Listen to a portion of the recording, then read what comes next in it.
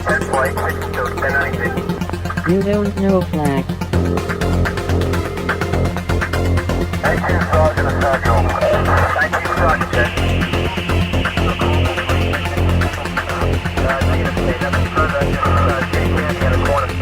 You don't know Flack. Welcome to You Don't Know Flack, a podcast full of stories about retro gaming, retro computing, video games, arcade games, and technology from a guy who was there and still is. My name is Rob O'Hara, but for the next 30 minutes, you can call me Flack. Greetings and salutations, listeners, and welcome to episode 246 of You Don't Know Flack.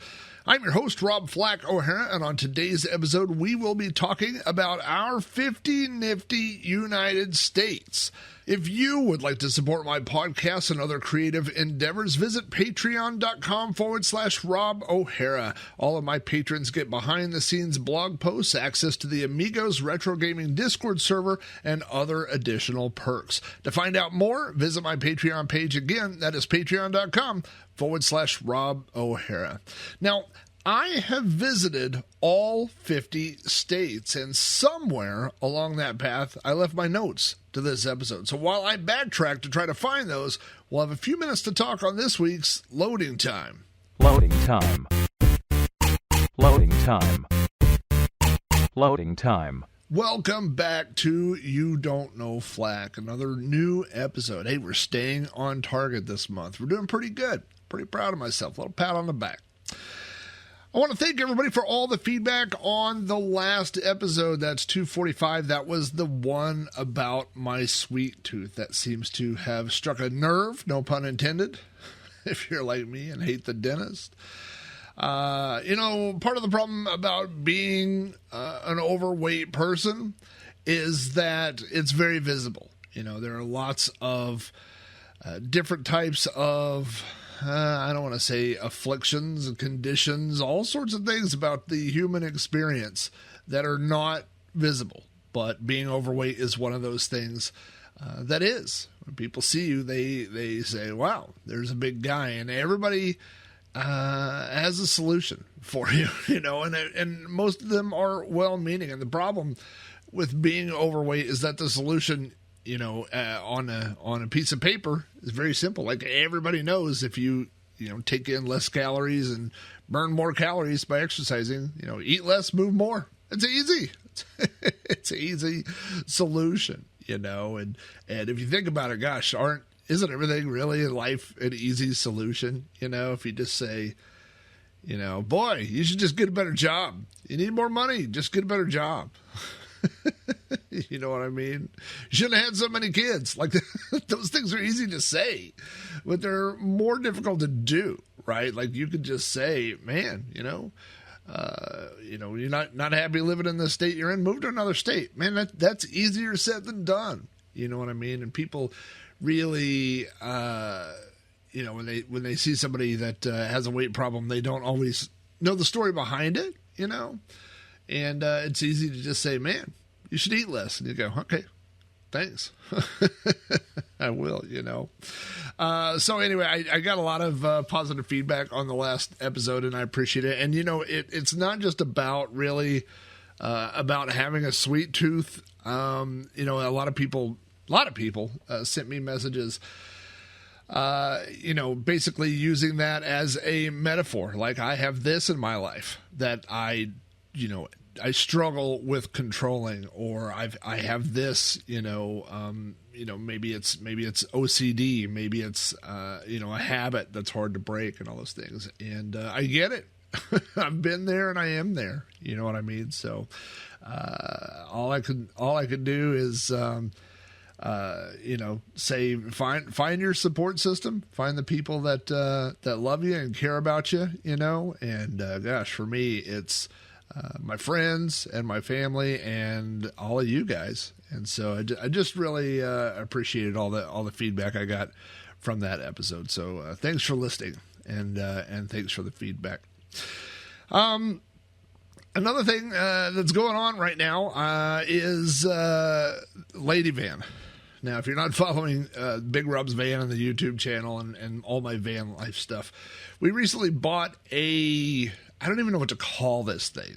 Like, it is a trailer. Imagine a trailer, just like a normal trailer you would buy, and then mounted to that trailer is 3/4 of a van.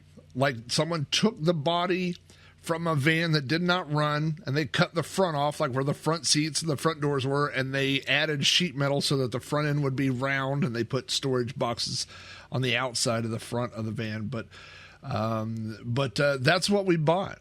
My wife sent me a link to this thing on Facebook Marketplace, and when I saw it, I knew I had to have it. Have you ever seen something and you go, that's so crazy, I have to have that? You know, I want to have that. I sent the guy a message, and this is 100% true. I sent him a message on Facebook Marketplace, and I said, that's the most ridiculous thing I've ever seen. I have to own it. And the price was right. I got the trailer for $1,000. So he was using it as a work utility trailer. It had a flat platform inside. When we went to go buy it, it was full of tools. And we bought it. We hooked it up to my van. I towed it home, and my wife has spent, so there's the 2 videos ago on Big Rob's Van, I showed it to my wife, and she said, I want 30 days to turn it into my own camper. And so for a large part, that's what's happened. Now, there's a little bit of YouTube magic going on there. You know, the things you see on YouTube are not always 100% reality. We know that, you know. The idea that I would have bought a trailer and got it home and hid it, and my wife would not have seen that prior to showing it to her on YouTube is not, you know, it's not really possible. And so on the latest video, we went camping and she revealed the trailer to me for the first time. So obviously, you know, she's been working on it in the driveway, and she's been using my tools and things like that in the workshop. So it's not, was not 100% blind seeing this thing for the first time, but it was my first time to see everything assembled in the way that she had put it together the first time. I mean, you know, we've been joking. I said it looks like 50%. It looks like a pimp pad from the 70s that was inspired by Prince. That's what the inside of the camper currently looks like. And she came up with this term. Well, I came up with the term accidentally. I said, we could hook it up to Big Rob's van, and then behind would be like the lady van. And then she thought that was so funny. And so we started calling it the lady van. And now we just started like as a description. And now we just started calling it lady van. Like that's its proper name, like capital L lady van. And so my wife spent the last 30 days decorating lady van. She built a bed. She put down an entire floor that's better than the floor I put down in my own van. And she put this whole thing together, and then we hooked it up to the van. I did not look inside the camper when she was all done. We towed it to a lake and hooked it up to a campsite, and then I stayed inside my van while she was getting everything set up. She bought one of those fold-out awnings. She set up a table. It's very ridiculous. And then I came out, and there was the reveal. And, you know, so like I said, there's always some YouTube behind the scenes stuff. I mean, she had the door open while I was plugging in the electrical cords, extension cords, and things like that. So it's not like I was completely blind as to what it was going to be like. But when I stepped out of the van, I was filming myself, and my reaction was 100% genuine. The shock and the laughter and the what would you say, incredulous look that I was feeling at the moment that was all true. So we are going camping this weekend. We're taking Lady Van. We're going to meet her family, her mom and her sister have a pull behind camper, and we're all going to a lake. It's never, camping like that's never been a part of my life. And I don't know that it will ever be a big part of my life. I'm very ADHD. I like doing things. And so going to a lake, going anywhere to a campsite and unplugging from everything and sitting and doing nothing is like the antithesis, opposite of what I would like to be doing. You know, my dad used to always joke. He would say, I spend all this time and money buying things that I like. Why would I go spend the weekend away from all of them? And so I think it's a valid point, So we're gonna take Lady Van and Big Rob's van and go out this weekend. So it'll be fun, it'll be fun. I'm looking forward to it. Of course, we'll put all that stuff on Big Rob's van. So if you're interested in that at all, or just want to see Lady Van and the final, whatever you want to conglomerate of purpleness that my wife put together. Of course, all that stuff is on YouTube. Just go to youtube.com/ now it's a @ symbol / Big Rob's van, all one word, no punctuation.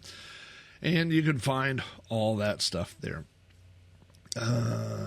And fall, fall is here. I love the fall. When I was a kid, my favorite two seasons were summer and winter. I love when you got out of school in summer and it was just hot all summer. Like, how great was that, And then the winter would come and the snow would come and you could make snowballs and have snowball fights and go out and play and eat snow ice cream. My mom would always make snow ice cream. Just so much fun. And now I just don't like the summer and I don't like the winter. Like, I like the spring and the fall. And I like air conditioning and I like heating, like central heat and air. Those are the things I like now. But I have a lot of projects to get done not just on Big Rob's van, but things to do with the house, things to do outside, landscaping stuff. And boy, that's what the fall's for in my mind, when it's not going to be quite so hot, when it's not in the upper 90s or low hundreds every day. By the way, I don't know that we broke 100 this year in Oklahoma, which is very rare. We've had times where it was over 100 for weeks at a time, which is miserable. It's not fun to go outside when it's over 100. So, and the 90s are hot, but it's not 100. So, yeah, it's fall. Fall's here. I'm ready for the fall. I'm ready for Halloween. I'm ready for just all the fall stuff. I don't know. I'm not a pumpkin spice type guy, but, I just like all the fall stuff. And I'm getting ready to team back up with my buddy Amigo Aaron. We do the podcast, it's not a podcast, it's a live stream on Twitch. I always screw up the name. Conversations from the Dark Side. Conversations of the Dark Side. God, I blew the whole thing. But I'll put a link on the show notes. If you go to podcast.robohare.com, you'll see the show notes. And I'll put a link to that. But it's going to be every Friday night, all 4 Friday nights in October. So we do the show live. You can come on there. We talk about, we've talked about, all things on, if it was something that you probably saw on Ripley's Believe It or Not, or, a horror movie or, anything like that, we're probably, it's in scope. We've talked about everything from serial killers to UFOs, Bigfoot. I think we've got a show, I don't want to give too much away, but it's going to be fun. Earlier this year, I went on a cruise and spent a lot of time in the Bermuda Triangle. So that might be a topic that's coming up. So anyway, go to the show notes, go find the link, come hang out on Friday nights and watch me and Amigo Aaron. And it's all, we have a phone number you can call in and you can share stories and send us text during the show. It's very interactive. It's a lot of fun. So looking forward to that every October. I think this is the third year at least that we've done it. It's a lot of fun. So I'm really looking forward to that. Finally, the last thing that I wrote down, this is longer. I used to do really long openings to these shows, and I've been trying to keep it short, but this is something important that I wanted to say. And, when I originally went to college, like I got out of high school, I went to everything. Most kids at that age, you go to college and then people go, why are you going to college? And you go, I don't know. I'm going to college because I'm supposed to. But I got to college. And very quickly, I fell in with the journalism department. I had a journalism professor who recognized my writing and said, these are your people. Come over here. And she pulled me over there, and she was 100% right. That was where I belonged. And one of the very first things we learned in the journalism program was a quote that is attributed to Voltaire. Now, I think they've said since that maybe he said it or didn't say it or exactly like this, but it doesn't matter. But the quote is, I disapprove of what you say, but I will defend to the death your right to say it. Now, that has been changed over the years. Some people say I disagree with what you say, or I may disagree, which is different. If you say I disapprove, it's like we've already established I don't agree with you. But I do and will defend your right to say it. This is really the core of the First Amendment, and that is what makes America what it is. The First Amendment protects a lot of things that we have, a lot of freedoms that we have here in America. It protects our right to religious freedom. We can choose any religion that we want to follow or be a part of. That's a right that we have. It gives us freedom of speech. It gives us, it guarantees the freedom of the press, and it gives us the right to peacefully assemble. Those things are all protected. Those are rights that are protected by the First Amendment. It does also give us the right to petition the government. That's also covered in the First Amendment. So the First Amendment is what allows podcasters to talk about whatever they want to talk about. Podcasting is kind of like the open frontier, right? There's no real FCC that monitors what people say on podcasts. They control, what's said on radio, what's said on television, stuff like that. But podcasts are kind of the same as just going down to the street corner and just saying whatever you want to say, right? And so, man, it's so difficult to talk about things without getting political, and I don't feel like this platform is the place for me to get political, and I won't get political because, whether you agree with me, whether I agree with you, at that point, it doesn't matter. What we can agree on, what we should all agree on, is that we each have the right to, believe in what we believe, but something that we should all agree on is that the First Amendment matters. Freedom of speech matters, and the truth matters. Those are things that are worth defending. Those are things that are worth fighting for, So anyway, it's been a strange couple of weeks. We are heading into potentially a furlough. As many of you know, I'm a federal employee, which means a furlough means I won't be working, which is kind of good for you guys because I get real mad and then I get on a microphone and I make lots of podcasts and videos and stuff like that. So I get real productive when there's a furlough. But it's, the freedom of speech allows idiots like me to come out here and make podcasts, and allows you guys to listen to everything that you want to listen to. So thanks for listening to this idiot. That's really all I can say about that. If you have feedback about this or any episode of the show, you can always email me directly at robohara@robohara.com. You can join the conversation over on Facebook at facebook.com/Robcast.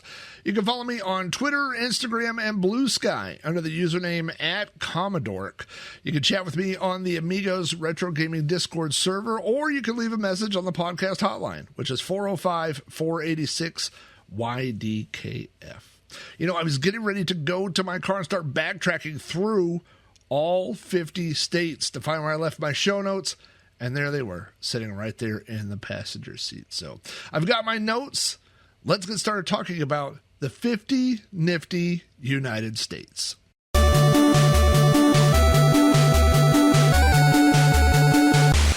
There's something about the way our brains work that takes experiences when we are children and puts them in a place in our brain where they are permanently etched. I remember conversations I had with classmates when I was in grade school, and I struggled to remember what I had for lunch yesterday.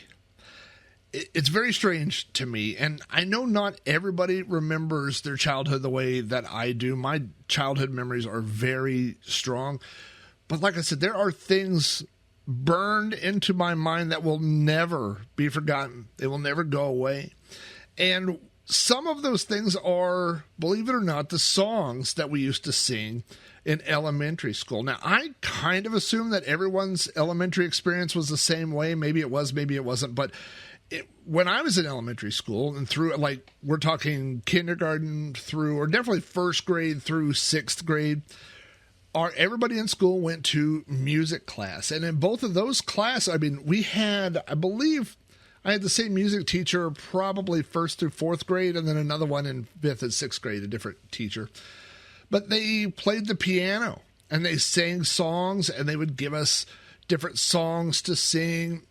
And they weren't songs that I was familiar with at the time, but I still remember them today. I remember every word of these songs. There was a song that I remember singing when I was really, really little called Down by the Bay. It's probably, almost like not a folk song, but a song that people sing maybe around the campfire or something like that. I went down by the bay where the watermelons grow, back to my home I will not go, for if I do, my mother will say. And then there would be two rhyming lines like, have you ever seen a whale kissing a snail down by the bay? And then he would just repeat that song over and over and over, And I'm sure there were several verses that we learned in school, and that our teacher even allowed us to make up our own. We could draw a picture. We had a day where you could draw a picture and bring in something. So, it could be, have you ever seen a car driving real far, whatever like that. But the one that I did was, have you ever seen Pac-Man chasing Batman? That was my rhyme, was Pac-Man and Batman. And I had a picture. I drew a picture of Pac-Man chasing Batman. So, but I remember that song. I remember the tune. It's something that I sang 45 years ago, and I still remember all the words to that song. And throughout elementary school, we had this song called Germs.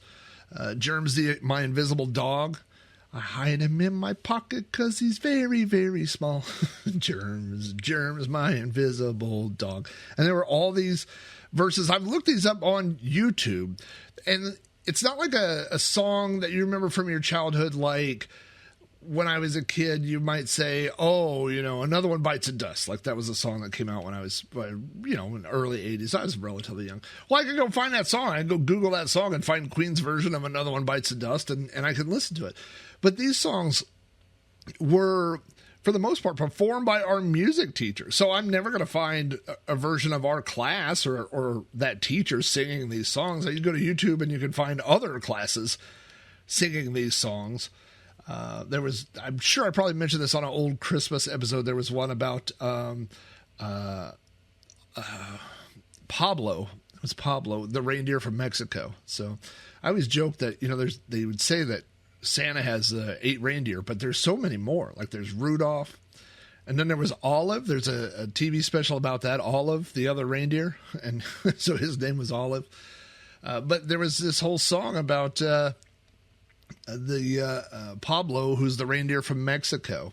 And it was this, so he was the one that would lead Santa south of the border to go deliver Christmas presents. We sing that all the time. It's funny, if you grew up when I did in the going to elementary school in the late 70s and early 80s, we sang a lot of Christmas songs. We had this song called Happy Birthday, Baby Jesus, which it was to the Bo Diddley beat, if you know what that is, where it goes dun dun dun dun dun dun dun dun dun dun. That's the Bo Diddley beat. And it was Happy Birthday, Baby Jesus. Like, I don't think you can sing that in elementary school anymore. I don't think Happy Birthday, Baby Jesus is one that makes the cut in public schools anymore. Side story, this is not in my notes, and for the majority of this show, there are no notes, but I went to work, gosh, it's probably been 10 years ago, and I went to an office. I had to go visit another area of the building where I work, or a complex where I work, and they had a very plain and unique decorated Christmas tree. And I mentioned to the person that was sitting behind the desk, I said, oh, it's an interesting Christmas tree. All it had was pieces of like peppermint, like candy canes hanging from the tree, and then something else, I don't remember, but something like just as plain. And I said, that's an interesting looking tree. And I said, that's an interesting looking Christmas tree. He says, not a Christmas tree, it's a holiday tree. And I go, oh, okay. And he said, we're not allowed to have Christmas trees, so you can't put a it's it's a government facility. He said, we're not allowed to put Christmas trees, but we can have holiday trees. So you can't have anything that has to do with, traditional Christmas. You can't have a star on top. You can't have an angel. You can't have anything like that, but you could just decorate it with things from the holidays. So it had peppermint candy canes and maybe it had lights or something like that. I don't remember, but it was just really ridiculous looking tree. Anyway, that's a side rant. But anyway, back to these songs that I remember. There was a song that we used to sing in elementary school called the 50 Nifty United States.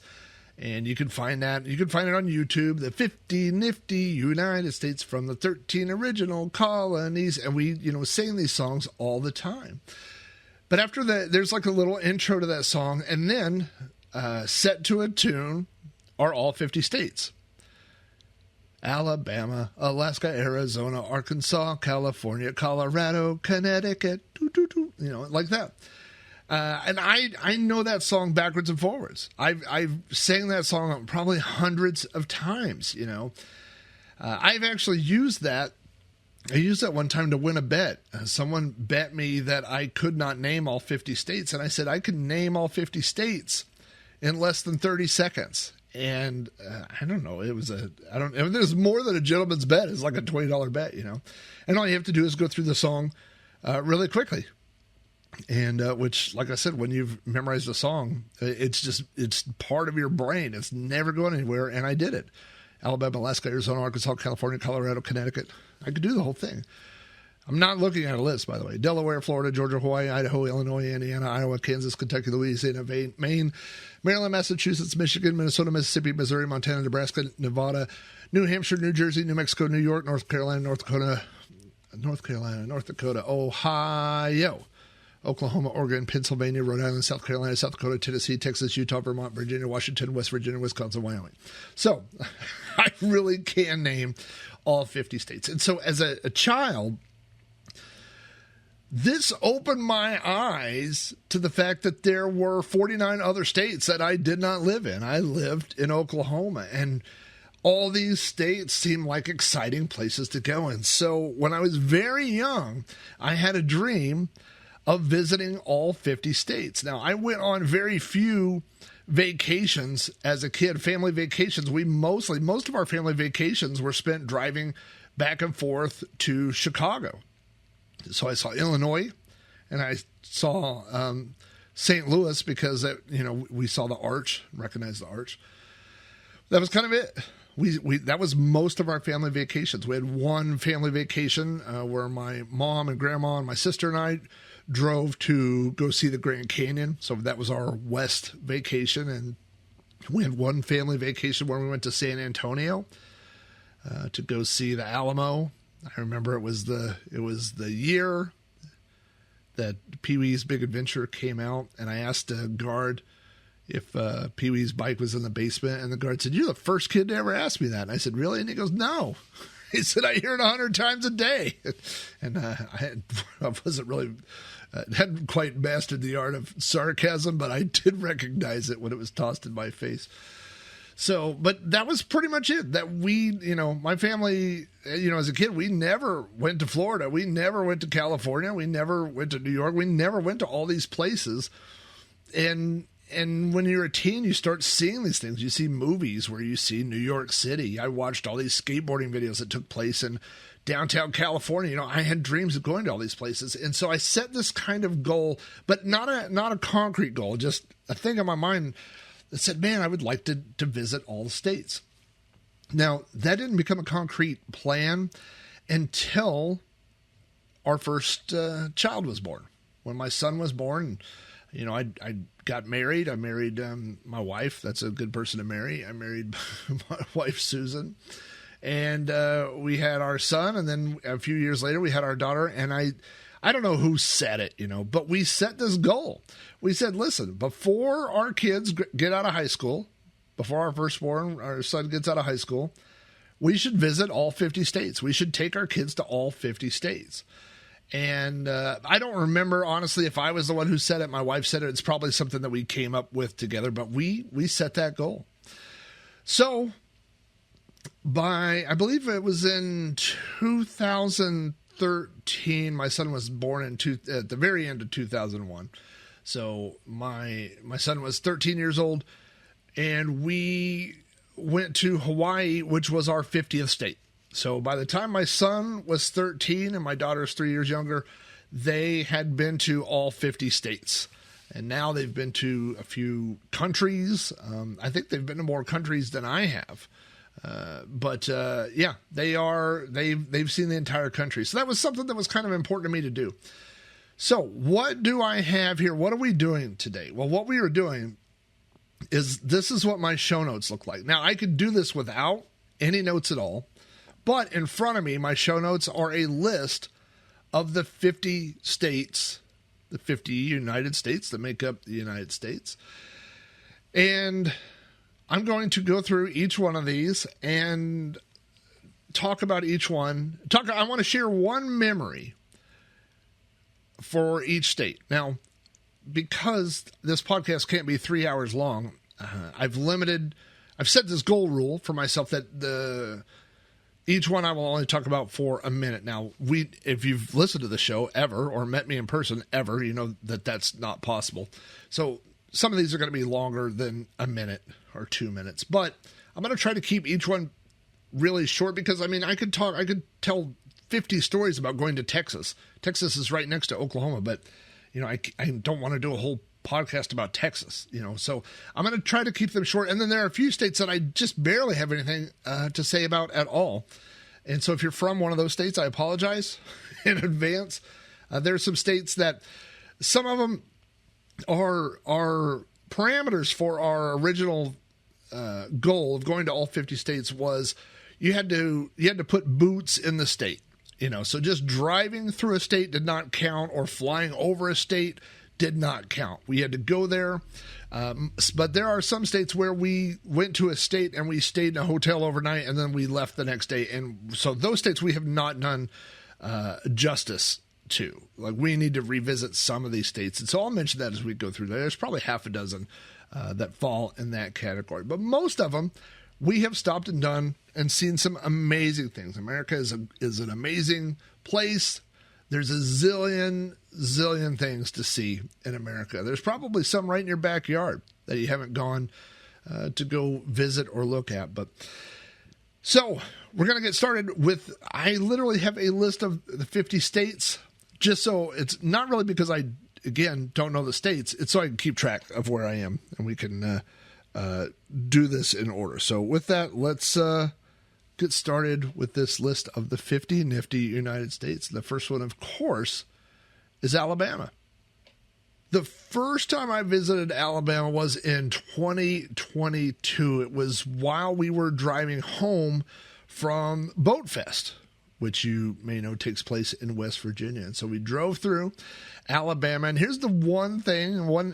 This is the only thing I have to say about this state. I just want to share one memory. So one memory I have of Alabama is visiting Unclaimed Baggage. Unclaimed Baggage is the store that has the contract with airlines to sell baggage that gets left behind or lost. So if you've ever lost a suitcase and never saw it again, or you left your Kindle or your phone or something like that behind on an airplane, it probably ended up in Unclaimed Baggage. And if it was during that time, I had a chance of buying it. So Unclaimed Baggage is a really interesting place. I described it as it's a thrift store, except for it's a thrift store where everything is really good quality because it's something that someone took with them on vacation. So it's not like shoes that someone hated were worn out and they donated to Goodwill. It's the shoes that someone took on vacation and got lost on an airplane, and it ended up in Unclaimed Baggage. And by the way, in the lobby, like the foyer of Unclaimed Baggage, they have Hoggle, the costume that was used in the movie Labyrinth, the 1986 movie Labyrinth. Now, that begs the question to me, like, the idea of Unclaimed Baggage is that you have done everything in your power to return the baggage to that person. But it doesn't seem to me like they tried very hard, the airlines, they didn't try very hard to return Hoggle, because I know where Hoggle goes. It goes to Jim Henson, right? So it seems like someone could have called Henson Studios and said, hey, we have Hoggle, but they didn't. And it is now, it's been restored, and it is behind glass, and it is in the lobby of unclaimed baggage. So that's my memory of Alabama. In Alaska, we went on a cruise to Alaska. For a long time, I did not love flying, and so most of the states that we visited were by car. Like, we did road trips. We went to all these cool places, but driving to Alaska is pretty difficult, to be honest with you. Driving to Hawaii, by the way, is impossible. And so we took a cruise, a family cruise, in 2012 to Alaska. And we got to go to Juneau, Alaska, and we got to go to Ketchikan. And we got to see so many really cool things. You know, I got to see a glacier. And we got to see icebergs floating in the ocean. And so Alaska, my only regret about the trip to Alaska is because it was part of the cruise, we got to see a lot of the tourism side of Alaska. And I would like to go back to Alaska. We're planning on going back to Alaska in the next couple of years and like deviate from the tour, like go to Alaska and then spend a week, you know, in Juneau, or spend a week somewhere else. Now, I have a friend of mine who recently moved to Anchorage and found out that Anchorage is one of the highest crime areas in the country, and he's moving back right now. So he did not love his experience of living in Anchorage, Alaska. But yeah, we took a cruise to Alaska, and just cool times, especially like seeing the icebergs and glaciers and stuff for the first time. That was really cool. Arizona. Arizona is where my wife and I took our very first road trip together. We got in a car in college. You probably remember this story. We basically dropped out of college, and she had a new car and her mom's debit card. And so we drove to the Grand Canyon, and we drove to Carlsbad Caverns. We drove all over the West. We drove to Area 51. I don't know if I've ever told this story in a podcast, but we drove to Area 51 and actually saw the sign that says no trespassing, and it says, like violators may be met with lethal force or whatever it is. And we didn't have digital cameras back then. We just had a regular camera. And so we got out and we were taking pictures of each other by the sign. And as we were there, there's a long dirt road, and we saw this, I don't remember if it's a Jeep or a pickup, but coming down the road, and we said, time to go. We got in the car and we left.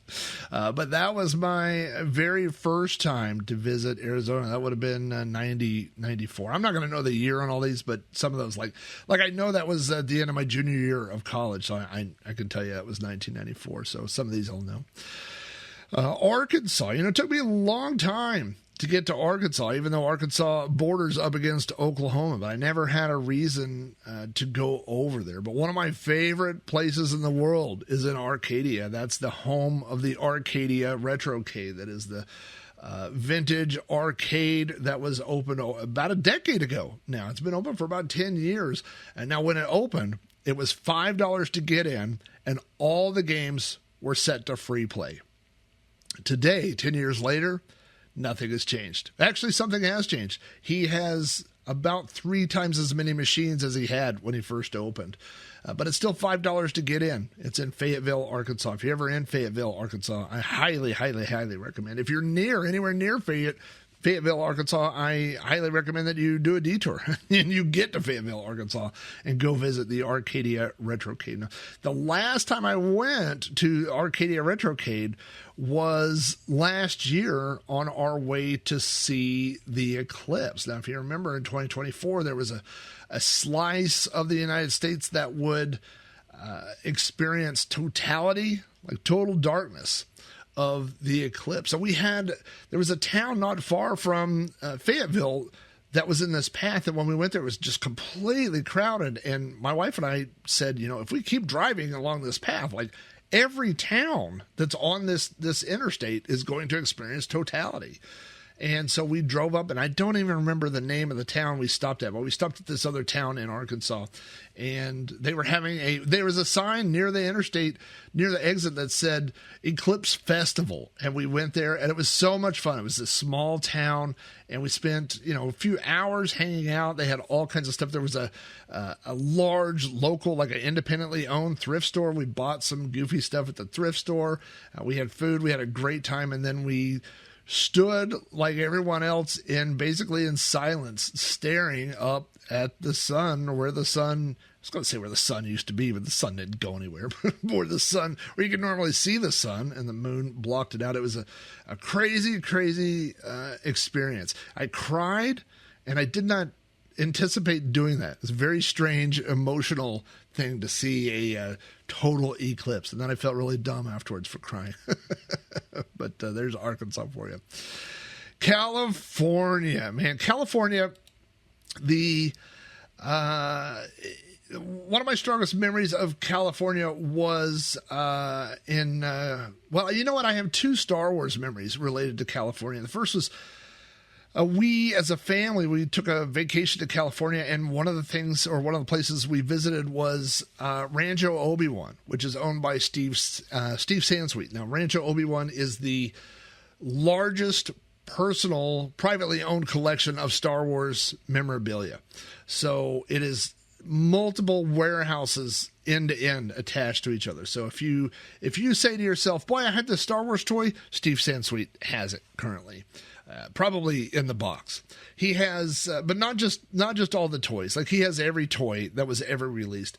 He has lots of fan-made things, so he started collecting those type of things. There was one of those shows, I think it was like Cupcake Wars, and they had one of the people, like in the finals, made Star Wars themed cupcakes, and they had built a giant TIE fighter that had shelves on it to serve the cupcakes. That TIE fighter is there. There's a R2D2, like a full-size replica of R2D2 that has I think it was like a parody of Mr. T, I think, if I'm remembering that right. So it was like R2 Mr. R2T or something like, I don't remember, but I think it was on Jay Leno, but that R2D2 is there. Like, it has it's dressed up like Mr. T, like it has gold chains and stuff like that. So that was like a big checkbox for me to be able to see Rancho Obi-Wan go there for the first time. And then in 2015, we went on a cruise that left from California, and we flew there the night before because that was the debut. There was a midnight showing of Star Wars Episode 7. I believe it was, Episode 7. And it was like the super long day. We had flown all day and then got there, and then we got these tickets for a midnight show at El Capitan Theater, which is owned by Disney, which, of course, Star Wars was Disney franchise by that point.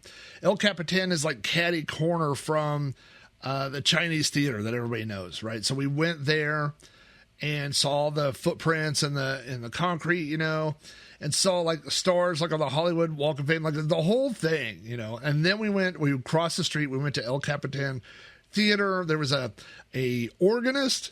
There was like it was like a movie theater, but it had an old school stage. And then there was out of the ground came a pipe organ, and there was a guy, and he played tunes from science fiction movies, and there was a laser show, and then when it was over, he went back down into the stage and disappeared. And then we watched Star Wars Episode 7. So it is a great, great, great movie. Of course, like I said, we've done a million things in California, but that's one memory. Colorado.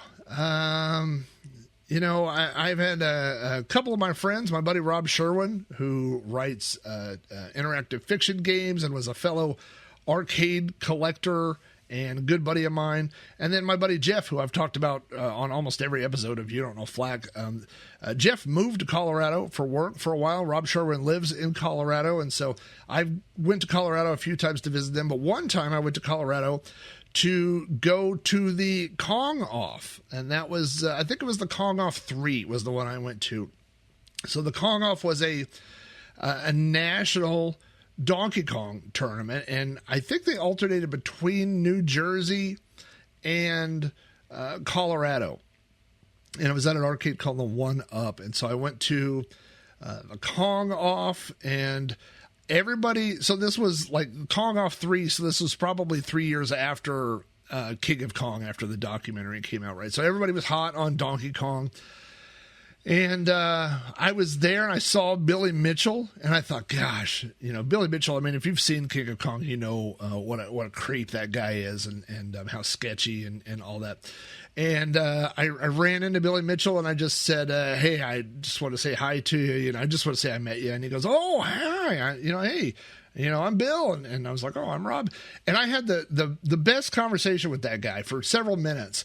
And Walter Day was there, who's was the Twin Galaxy. He was the owner of Twin Galaxy, and was you know him from the guy that was in the referee shirt. And he was there, and then Billy Mitchell said, "Oh, hey, hold on, let me holler at Walter. Walter, come here," because I asked Billy if I could get a picture with him. He said, "Yeah, let's get Walter." And so he called Walter over, and the picture is really terrible because the lighting, it was in the dark, and it's a cell phone picture, and it's not a great picture. I've tried to crisp it up and even the colors out a little bit in Photoshop, which makes it a little better. It's not a great looking picture, but yeah. So I got to meet all those guys. And Steve Wiebe was there, and I forget what's his name, Hank Chin, who was the world record holder for a long time. He was there, so I got to meet all those guys and hang out and watch the best people in the world play Donkey Kong right there in downtown Denver, Colorado. Great memory. That was a really fun time. I have 2 states in a row listed here. I'm looking at the list, Connecticut and Delaware, that I don't have great stories for. We went on a vacation up to the Northeast. I've been to the Northeast several times, and I had a list. This list started, I think, on a piece of paper, and then it moved to a Palm Pilot, and then eventually to a cell phone.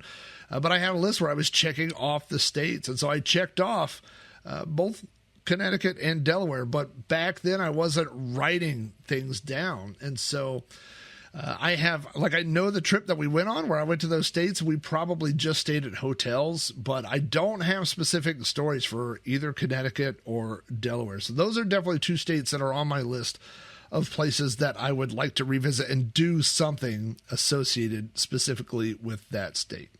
So from Delaware, a state that I don't really have any story with, I could go right to Florida, and I have a lot of stories about visiting Florida. We've been to Florida multiple times. The first time was for my honeymoon. My wife and I went on a cruise to the Bahamas, and it left from Miami, so we flew to Miami and spent just a brief amount of time in Florida. But we have gone back there with the kids. We went to the Keys, the Florida Keys. We went to a restaurant, and they had key lime pie, and I go, oh, that's funny that it's the Florida Keys, and they have key lime pie. And then my wife was like, where do you think the name came from? It's from here. I was like, oh, I didn't know that. So I had key lime pie in the Florida Keys. Speaking of Billy Mitchell, we went to Ricky's, which is, if you've seen King of Kong, Ricky's is his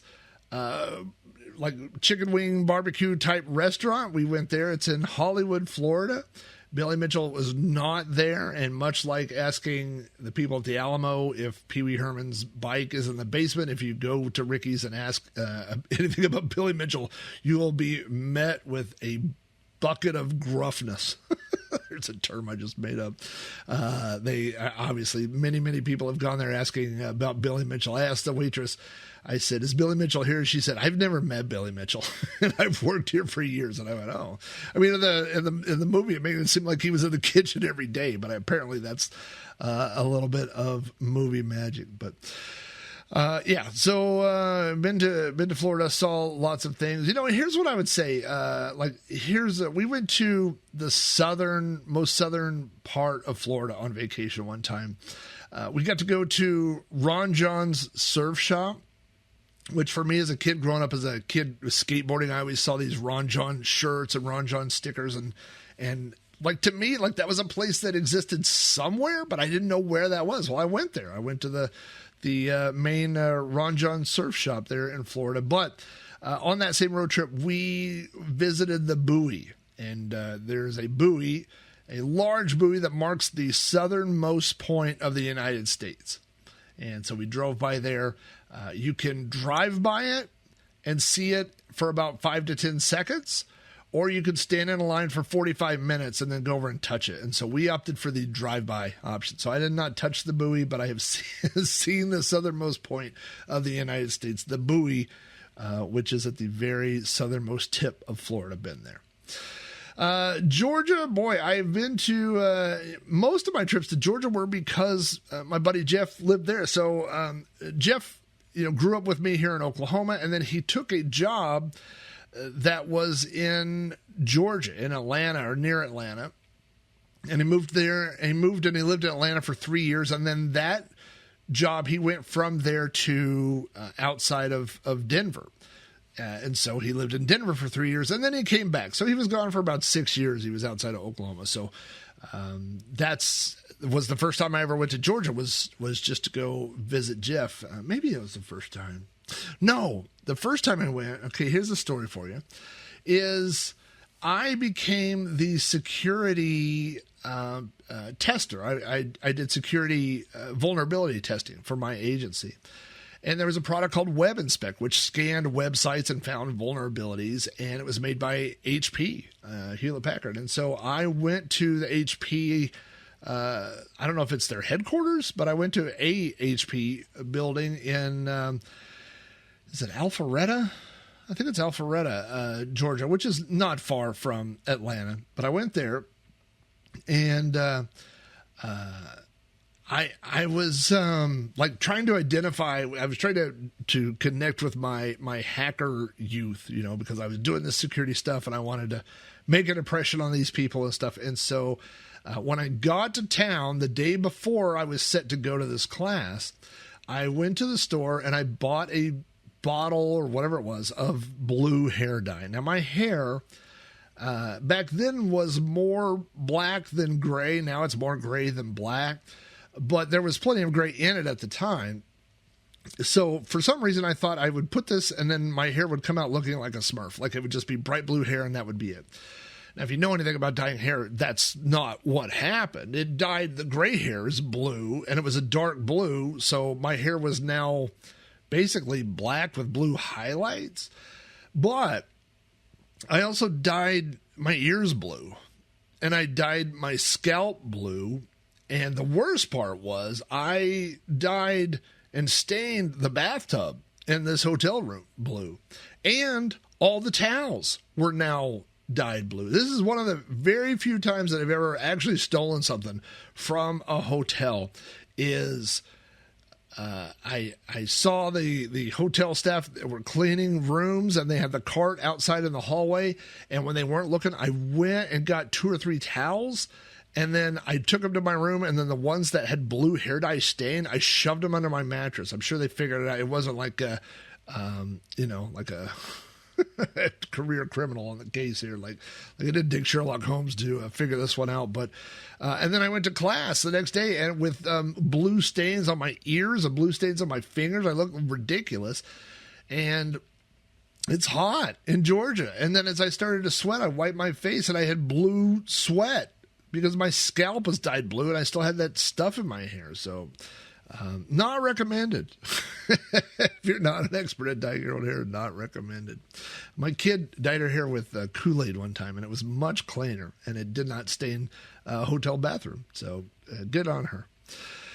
Hawaii, Hawaii, Hawaii was the 50th state. It was the last state that we made it to with my wife and my kids. So that was, a really good, the finality, I suppose, of all these adventures.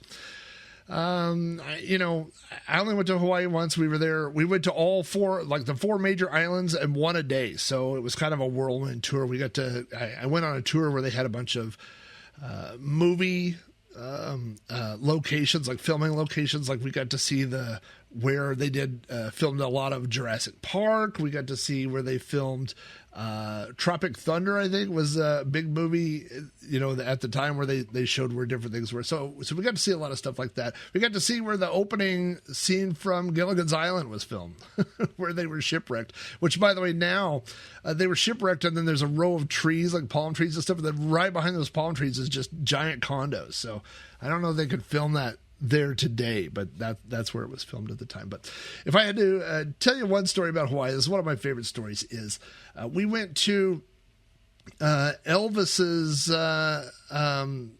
Elvis owned this giant hotel, and he had filmed a bunch of his movies there in Hawaii. He did a long series of Hawaiian movies. And so we went there, and we were on this tour bus with like 20, 30 other people, And so the bus parked, and everyone got off the bus, and we were in this parking lot, which was like made of stones, like big stones that were all stuck together with concrete or whatever. And then there was like a half wall, like a 3-foot tall wall. A good wall for sitting on or leaning on. That's what I would say.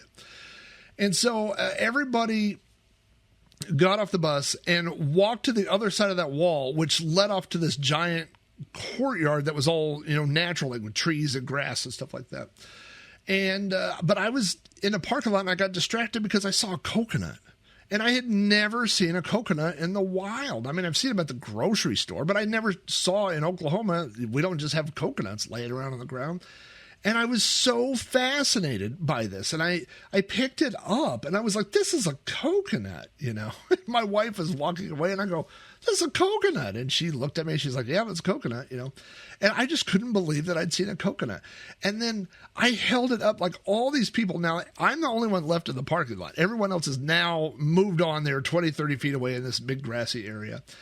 And I'm like, hey, and people are looking, and I go, I found a coconut. And they're looking at me, and no one is impressed with the fact. Now, these are not people from Hawaii. These are people from all over the world that have come on this tour. Like, they're from different states that don't have coconuts. I was like, this is a coconut. And everybody's looking at me like I'm an insane person. And so finally I was like, all right. And like, I was going to carry it around like, this is my new friend. I met a coconut. This is my new buddy. And I walked over to the wall. When I got to the half wall and could see over it where everyone else was, I saw like 500 coconuts on the ground. I mean, they were literally like palm trees, and coconuts were everywhere. And so no one was really impressed that I'd found one, because they had found 500. And I was like, everybody in this tour group thinks I'm special. They all think I'm a little slow. And I thought, at this point, I really should just carry around the coconut and talk to it all day. Once you're in, what do they say? In for a penny, in for a pound, or whatever. Like at that point, I go, yep. And my wife was like, why are you walking around with this coconut? I was like, I'll tell you later. But yeah, they everybody thought they, let's just say that, they didn't think I was too bright. I'll just leave it at that. Idaho. I went to Boise, Idaho for work, and didn't do too much while I was there. Went to, some restaurants, stuff. Like, I spent a week in Boise, but we took a vacation. We drove all the way up to Seattle one time, and we were on our way. We were getting close, and it was time to stop and stretch our legs. And so we pulled up in our car, and we saw what I believe is the tallest or the highest bridge in Idaho. It is in I'll think of the name of it, but it's this really, really, really tall bridge. It like goes across this huge like, I don't know, it's not really I don't know, I'm not describing this very well. It was the Perrine Bridge. I think that's right. Perr, Perrine Bridge. And anyway, so we're standing there looking at this bridge. I mean, it goes down like thousands of feet or something, like over this gorge. And standing there with my kids, and we saw people on the bridge. Now, we were close to the bridge, but if you're in the middle of the bridge, you're pretty far away. You look like a little tiny ant, And so we saw these people in the middle of the bridge, and then I saw one climb up on the railing, and I was like, oh my God, don't do that, And I'm standing there with my kids, and then the person jumped. They jumped off the bridge. And I mean, I think I probably yelled. Maybe I screamed. I don't remember. And then seconds later, a parachute opened. And it was an entire group of base jumpers who were base jumping off of that bridge. And I don't think base jumping is legal anywhere. I'm pretty sure it's not legal there. But there was an entire group, like 4, 5, 6 people. And I did not, back then, now when I go to places, I film videos. And then if I want a picture, I take a still from the video and then I have a picture, right? But back then, I wasn't taking videos. I was just taking pictures. So I have a lot of cell phone pictures of this giant gorge and this bridge with little tiny parachutes underneath falling down where people went down there. So that was a really, really crazy experience. And that was something I saw in Idaho. We'll never forget that. Illinois, my grandma, my dad is from Chicago. He was born on the south side of Chicago. So he was born in Harvey, and which was a rough area then, and a much rougher area now. And my whole family grew up and lived on my dad's whole family on the south side of Chicago. So my grandma and my aunt and uncle lived in Homewood, and then I had another aunt and uncle lived in Hazel Crest, and but these are all like south side, suburbs, right, of Chicago. Like we would go to Chicago, and then my dad would say, "Hey, we're going to go to Chicago," and then that would be like another hour drive because you have to go downtown. So I thought we were in Chicago, but we were like in the pretty southern suburbs of Chicago. So, I mean, I could tell you a zillion stories about going to museums and going to, all the things, all the memories I have of going to Chicago as a kid. I mean, if I had to say one thing, I think most people think pizza, right? But here's the thing about pizza. When you say Chicago style pizza, people think of that really deep dish pizza. It's almost like a pie, you know what I mean? Like you cut a slice of that pizza. I didn't have pizza like that, and I'd been to Chicago dozens of times. I did not have pizza like that until I was probably 40. Like I had never, what is it, Giovanni's, like that's a real famous one.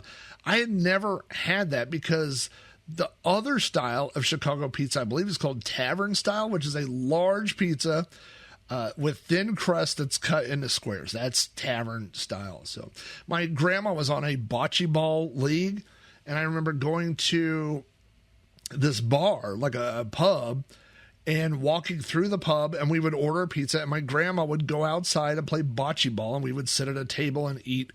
My dad would always get like sausage and onion. I think that was a popular combo, or sausage and mushroom, that sort of thing, But that was Chicago pizza for me. So when people say, "Oh, I love Chicago pizza," I always have to say, like, is it tavern style or is it deep dish? Because I prefer the tavern style. But the deep dish is good too. A deep dish pizza, like one piece is a meal.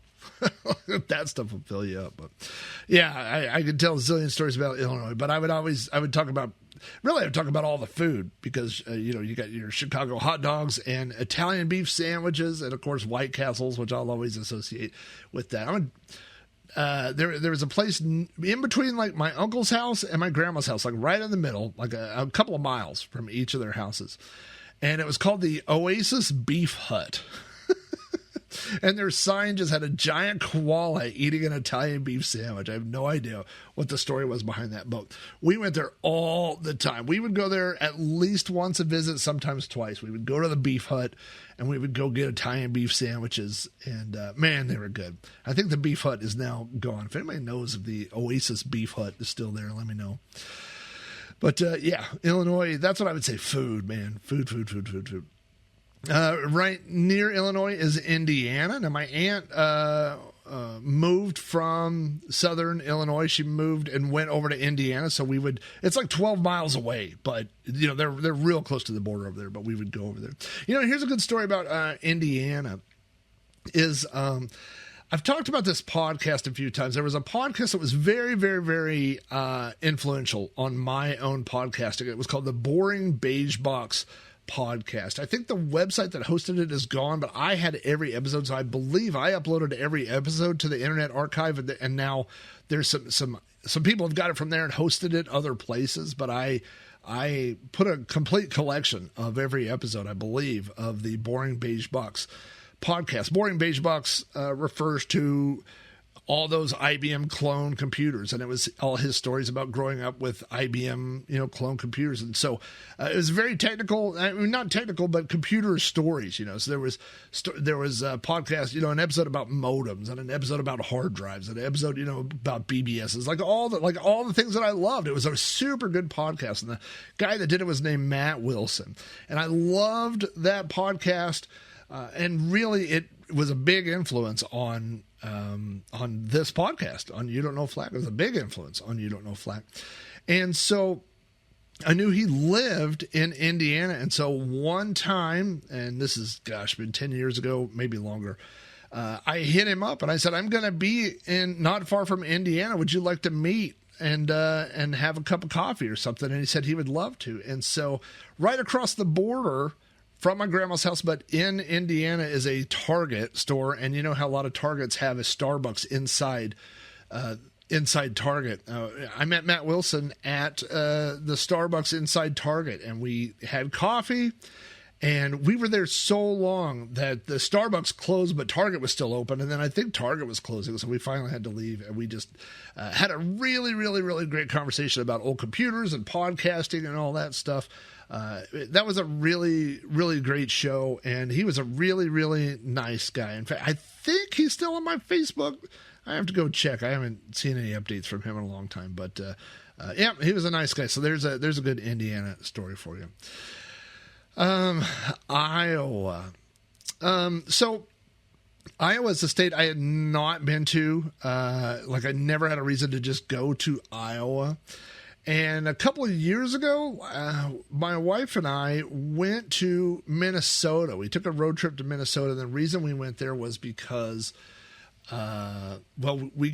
she had a meeting in Minnesota. And so that was the partially why we went there. The other part was, I don't want to give it away because I'm going to probably mention it when I talk about Minnesota. It's a good story. But we went to go do a couple things in Minnesota. But, on the way back, we stopped in Iowa and we stayed there.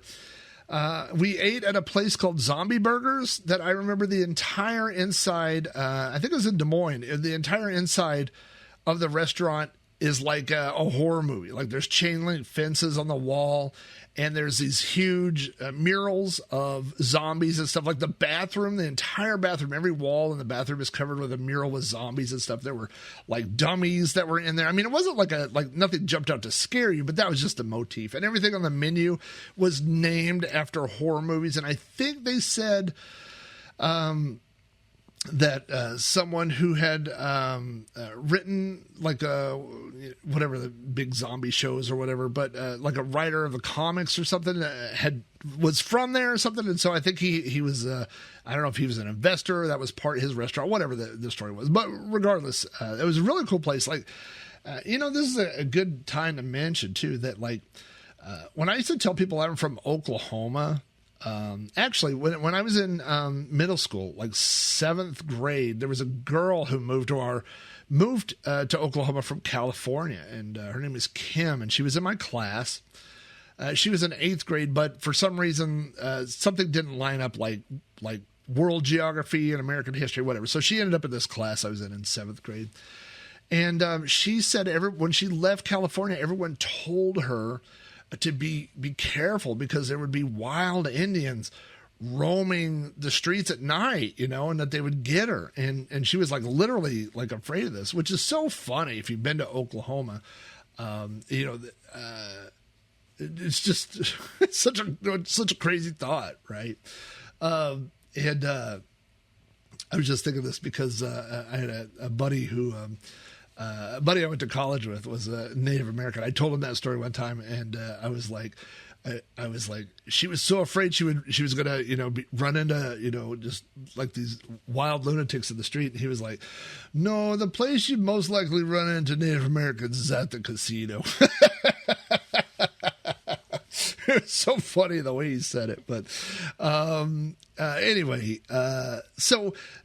my point is, when you're not from an area, like you think of something, you think you know Oklahoma, but you don't really know Oklahoma. You just know what the stereotype is of Oklahoma, right? And so, I never went to Iowa because there's a stereotype. Like Iowa is just one of those corn states. There's just nothing there, And of course, it was a really cool place to go see. There's lots of cool stuff. By the way, that night we stayed there's a Hard Rock Cafe hotel, like a hotel casino. We stayed in the Hard Rock Cafe on the way back in Iowa.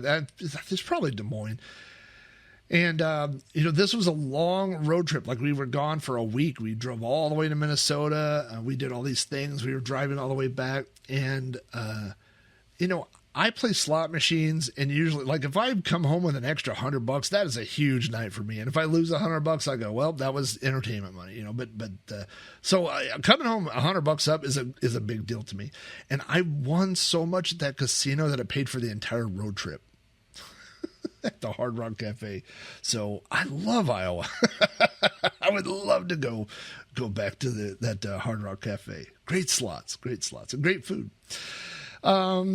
Let's see. That puts us at Kansas. Now, Kansas is another state. It's kind of funny that I had never been to, even though it borders Oklahoma. It's directly to our north. But when we would go to Chicago as a kid, we always take this. We basically follow whatever it is, the turnpike, and then it takes you to I-55 eventually. But it goes through Missouri. It goes right through the corner of Oklahoma into Missouri, which then takes you up to St. Louis. So we never went to Kansas. We never been there. And so several years ago, we went on a road trip, my wife and I, and we stopped, and oh my gosh, we went to the Evel Knievel Museum in the middle of Kansas, and it was so good. It was so cool. Just all these things about Evel Knievel and from his entire career, and videos and newspapers and all the memorabilia and his suits and his motorcycles, all that stuff was really. And like, I wouldn't say I wasn't a huge Evel Knievel fan, but when you were a kid, every boy was not every boy, every kid I think was an Evel Knievel.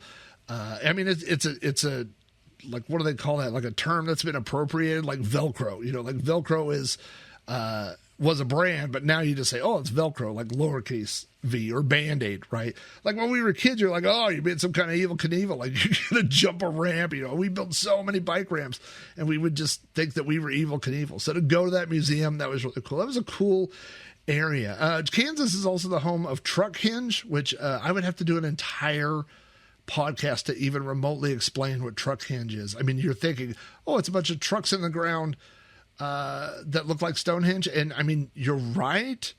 And that's like 1% of what Truck Hinge is. It's crazy. Here's the story. If I had to tell you one story about Kansas, this would be the story. We were on a road trip one time with the children. My wife was driving. I was dozing off in the front seat. We're driving through some small town, and my wife slams on the brakes so hard that I thought we were in an accident. I thought we had either hit something or were about to hit something. We all woke up. We all screamed, and I was like, what is happening? And she said, look at that. And we looked, and off to the side next to the road was a gigantic ball of twine. I mean, a ball of twine that was 10 foot tall. And not only was it a big ball of twine, there was a sign there that said biggest ball of twine. Now, if you are a fan of Weird Al, as I am, you probably know the song, The Biggest Ball of Twine in Minnesota. And it was that day in Kansas that I learned that there are multiple biggest balls of twine. Because they each have their own claim to fame. I'll probably get this wrong. Let me try to remember here. The biggest ball of twine in Minnesota is the biggest ball of twine made by a single person. And it might be the biggest ball of twine that was one single piece of twine, maybe. I don't remember. But the one in Kansas is the biggest ball of twine made by an entire town. And so they have like a ball of twine day once a year, and everybody brings their own twine and wraps it into this ball. So I think it's bigger than the one in Minnesota, but it's made by it's the whole town contributes to it. And then I believe Ripley's, believe it or not, has a larger ball of twine, but that ball of twine was made by a machine. Like they literally built it. Who would build that machine? I'm going to build a machine that it's like a one-time use. Like you don't need two biggest balls of twine. It's just one thing. So they have a bigger ball of twine, but it was machine made. So, but yeah, I would say, so there's a Kansas mirror for you. We saw a biggest ball of twine, which is a strange combination of words. Kentucky. I had a coworker who retired, and her name was Betty, and she was the sweetest, nicest lady. She was one of those ladies like everyone's grandma, just imagine that person. When each of my children were born, she bought these custom plates, and they're done by an artist, and I don't remember the story, but the gist of it was they're painted in one color, and then they are cooked or treated or heated, whatever, in an oven, and then the colors change. So it's like they're painted in browns and yellows, and it changes to blues and stuff. And it was really cool. And it was like a picture of a little boy. And then she sent us another one when our daughter was born. And so we were driving on a road trip, and we said we were coming up to Louisville, which, by the way, my friend Bill, who I met through Boat Fest, and recently told me that I'm pronouncing Louisville wrong, and that it is basically Lulvil. It's Louisville. It's not Louisville. It's Louisville. And so anyway, we were coming up on Louisville, and we reached out to Betty, our friend Betty, and she had retired. And we said, "Hey, if you're around, we would love to see you." And she said, "Absolutely. I've retired. When you're retired, you have the whole day." And so she met us. She had, it was the first time I ever saw a Ford Flex or rode in a Ford Flex. And she had all 3 rows of seats, and she picked us up at the hotel, and she took us to Churchill Downs. So we got to tour Churchill Downs. We went on the official tour, which I'm going to tell you, I'm not that into horse racing, and I wasn't that much into Churchill Downs, but I'm really into free mimosas. And so I thought the tour was great. By the way, in the middle of Churchill Downs, here's a trivia fact for you. In the middle of Churchill Downs, there is a official jail, because if you've ever watched the Kentucky Derby, you turn on TV and then they do the race and then that's it. But it's a full day of people out in the sun that are drinking all day. And so the infield down there, it gets pretty rowdy. And so there's an official jail down there, and people get arrested for bad behavior, and they get thrown in the jail. And that is the only jail in the United States where you can make a horse racing bet. You can literally make a horse racing bet from inside the jail. I learned that. So, got to tour the Churchill Downs. And you know what else was there? We didn't go on this with Betty, but downtown is the Louisville Slugger factory and museum. It's where they make the baseball bats. And so outside they have the baseball bat that I think is like 120 foot tall. It's standing all the way up. And whenever you go in, they have imagine this like a CAD, like a lathe that makes the baseball bats. And so they can program in any particular bat for any particular player. Like they go, this is how this guy likes his, and it's and they do that, and it makes that bat. But they make scaled down versions of those bats. And so they're like, a foot long, and you get a free bat when you go on the tour. And they said, by the way, most of these bats end up in the TSA bin because people leave, and it turns out you can't take a baseball bat, full size or miniature, on a flight. And so people get them confiscated at the airport. But inside the Louisville Slugger Museum is a separate, smaller museum owned by Topps. And of course, the relationship there is Topps baseball cards. And so outside, the picture outside had pictures of Star Wars collector cards. And so I thought that was so neat. And so we went through that, and they had they had tons of Star Wars memorabilia and Star Wars old trading cards. It was a real fun. It's not a huge museum, but then it had other like Superman trading cards and Smurf trading cards and things like that, like other things that the company had done. So that was a real fun little museum. So if you're ever in Louisville, stop by the Louisville Slugger Museum and Factory and go check out the Topps Museum that is inside there. Louisiana, we went to Louisiana. We were leaving because of a cruise. We cruised out of Louisiana. We went a day early to go check out things. And here's what I'll tell you about just one memory of Louisiana is a place called Mardi Gras World. So Mardi Gras, you know what Mardi Gras is. They make giant floats. They do all these things. Well, there are companies that make those floats. And they make the giant figures that go on those floats. And so those figures, one of the places, the biggest place, which is in New Orleans, is called Mardi Gras World. And so you go in this giant warehouse, and the tour, there are people just like making large statues, like they're like artists are actually working, and you're just kind of walking around their area, and they carve a lot of them out of styrofoam, and they paint them and stuff, and it was really neat. But the thing is that in the warehouse, they had stored all things from old floats because they reused them. So like they had a set of the Three Stooges that had been on a float, but they were like, yeah, we're going to repurpose those figures and turn them into somebody else, you know. But they had a giant Yoda because that was I think like Attack of the Clones, like that era was pretty hot at that time. And so, yeah, Mardi Gras World, I would say it was probably my biggest memory of Louisiana. Also, while we were in Louisiana recently, I mean, 5 years ago, we went to a place called the Museum of Death, which is, I think there's only two locations. There's one there, and then there's one in Hollywood. And it was a very interesting place. It was a combination of like true crime memorabilia, which is controversial. And then like they had some actual things like a autopsy table, and they had one of Dr. Kevorkian's actual self-assisted death machines. So they had that there. So that stuff was really interesting. And they had a lot of true crime stuff. They had some stuff from Charles Manson, and they had some stuff from like paintings from John Wayne Gacy and stuff like that. So I think the guy who set up the museum was one of those people that would send letters to serial killers who were in jail. So he had a lot of personal letters like framed on the wall and stuff. It's kind of weird place, but interesting nonetheless. Maine, you know, so we took a road trip specifically to go all the way to Maine. You know, we'd been to that southernmost point in Florida. We drove all the way up to Maine. I don't know that Maine is the northernmost point. It seems like it's pretty far up there.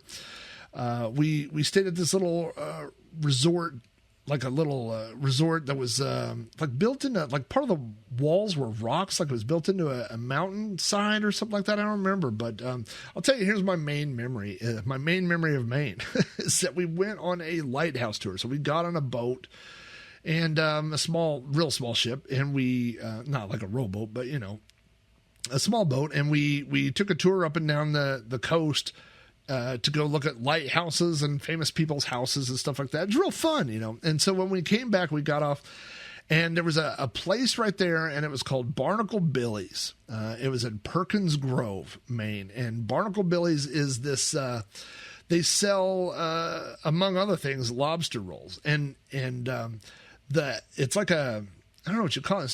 It's like a food shack. Let's call it that. It's not, you know, but half of it's in the water and half of it you could walk up to. And so these ships are coming up to the backside with lobster traps. And then they're literally pulling like lobsters out of the ocean and selling them. And they pull them up out of the backside and then they cook them right there. And so, I mean, and my wife does not like seafood. I said, if you ever want to try seafood, like you ever want to try lobster, this is the place to do it right now. And she did not want to do it. So I had a lobster roll, and I tell people it's the best lobster roll I ever had in my life. It was absolutely fantastic. And yeah, like I was like, you're never going to get lobster fresher than this. You know, when we went to Hawaii, there was we went on a whale watching adventure, and then we went to a thing where they were doing a cookout, and they were pulling fish out of the ocean and having a fish fry. And it was the same thing. I was like telling my family, I go, hey, listen, if you guys want to try fish, like this is the place to do it. You're never going to have fresher fish than right now, right? Like dudes are pulling them in nets out of the ocean. And then I'll never forget this. My son walked up and said, do you guys have corn dogs? He was not on board. So, okay. So listen, my intention for this show was to go through all 50 states, right? And we are about halfway. We're at Maine. But I'm looking at an hour and a half recording time, and this is really long. So I'm going to break this up into 2 episodes. And for me, that means a long night of recording. For you, that means I'll probably release them maybe a week apart, something like that. But let's take a break. We've been through half of the United States. So we are halfway through. But we'll wrap this episode of You Don't Know Flack, and then we'll come back and we'll do the other half. So, we'll wrap this up. We'll just say if you have feedback about this or any episode of my shows, you can always email me directly at robohara@robohara.com. You can join the conversation on Facebook at facebook.com/Robcast. You can follow me on Twitter, Instagram, or Blue Sky under the username Commodore. You can come chat with me over on the Amigos Retro Gaming Discord server, or you can leave a message on the podcast hotline at 405-486-YDKF. Don't forget that You Don't Know Flack is made possible by Patreon supporters. That's people like Commodore Chronicles, David Z, Robot Doctor 82, and David Hearn Ryder. If you would like to support my podcast or other creative endeavors, go visit my Patreon page at patreon.com/Rob O'Hara. All of my patrons get behind-the-scenes blog posts. You get access to the Amigos Retro Gaming Discord server and other additional perks. So to find out more, go over to my page again. That is patreon.com/Rob O'Hara. For show notes and more information about my other podcasts, go visit podcast.robohara.com. Hey, congratulations, you made it halfway through the United States. So stay tuned, and in a few days we will wrap this up as we journey through the rest of this 50 Nifty United States. We'll see you here next time.